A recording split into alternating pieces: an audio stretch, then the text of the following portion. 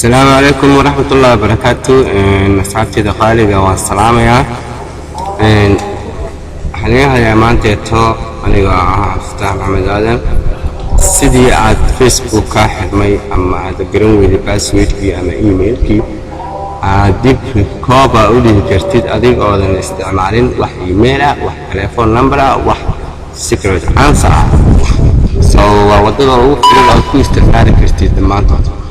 waa sida adiga waxa kaleynaya oo kaleeto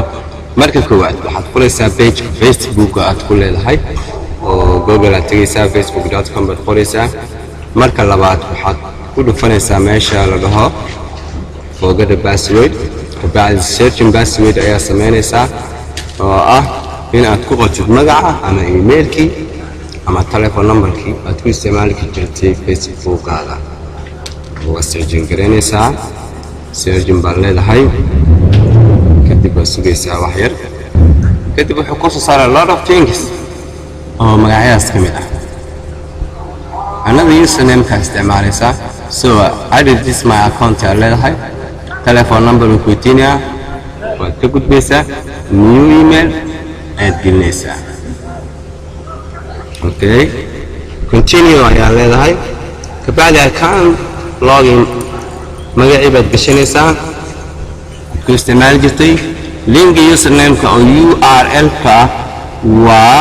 isla magaca aad Facebook ku isticmaali kartid ayaad dooranaysaa wax kale to action ma gelinaysid country code-ka waxaad iska gashanaysaa so sidoo kale description-ka waxaad iska qoranaysaa waxaa jira wax la file juice file-kaasi waa inaad haysataa فيلكا وين هيستا أو فيلكا أسوق بجريسان تي الأوان كقف كلا أتكتيك أو أبريس كذا كميدا أوان كيسنتي ترى فيري وين فيلكا وفوصل درا أو فيل بروفيل كذا فيل بروفيل كذا أسوس بجريسان مركز بعد السنتي بالله ومستين هيستا فيل بروفيل كذا so fail profile kaas wuxuu leeyahay ID waxa la dhaho oo number so you can connect it Facebook